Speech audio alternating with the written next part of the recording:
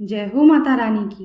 Hello दोस्तों, आज हम आपके सामने प्रस्तुत करने जा रहे हैं दुर्गा सप्तशती 10वां अध्याय हिंदी में, शुंभ वध।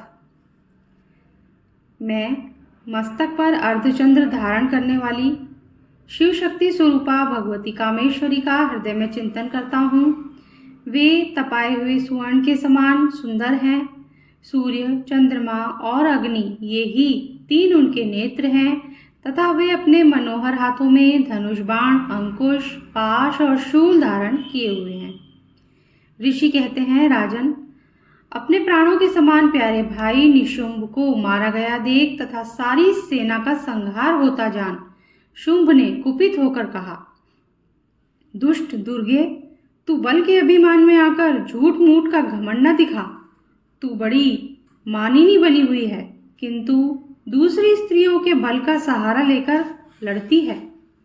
देवी बोली, ओ दुष्ट, मैं अकेली ही हूँ। इस संसार में मेरे सिवा दूसरी कौन है? देख, ये मेरी ही विभूतियाँ हैं, अतः मुझ में ही प्रवेश कर रही हैं।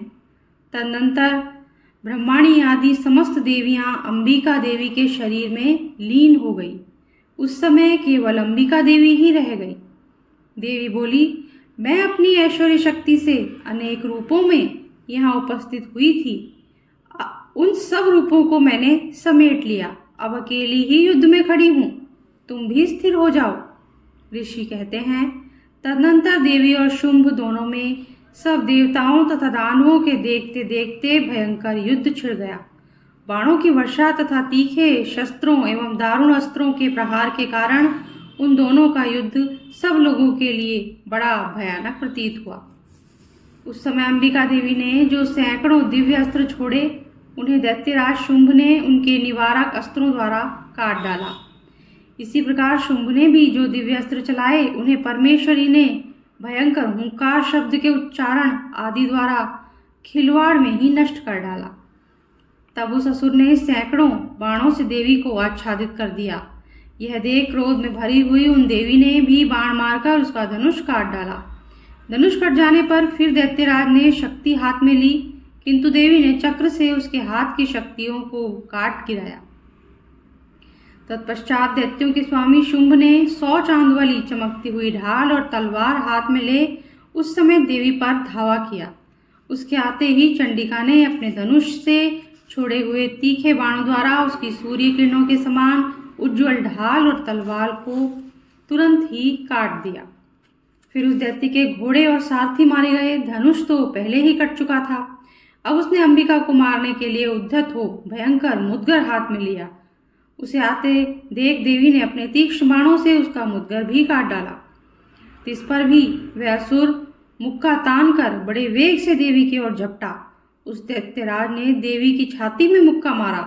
तब उन देवी ने भी उसकी छाती में एक चांटा जड़ दिया। देवी का थप्पड़ खाकर दैत्यराज शुंभ पृथ्वी पर गिर पड़ा, किंतु पुनः सहसा पूर्ववत उठकर खड़ा हो गया। फिर वह उछला और देवी को ऊपर ले जाकर आकाश में खड़ा हो गया। तब चंडिका का आकाश में भी बिना किसी आधार के ही शुंभ के साथ युद्ध करने लगी। उस समय दैत्य और चंडिका आकाश में एक दूसरे से लड़ने लगे। उनका वह युद्ध पहले सिद्ध और मुनियों को विस्मय में डालने वाला हुआ।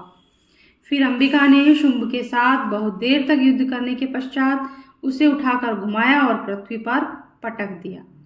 पटके जाने पर पृथ्वी पर आने के बाद वह दुष्ट आत्मा दैत्य पुनः चंडिका का वध करने के लिए उनकी ओर वेग से बढ़ा।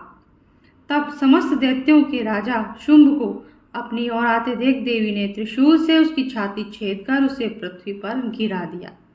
देवी के शूल की धार से घायल होने पर उसके प्राण पखेरु उड़ गए और वह समुद्रों, द्वीपों और पर्वतों सहित समूची पृथ्वी को कंपाता हुआ भूमि पर गिर पड़ा।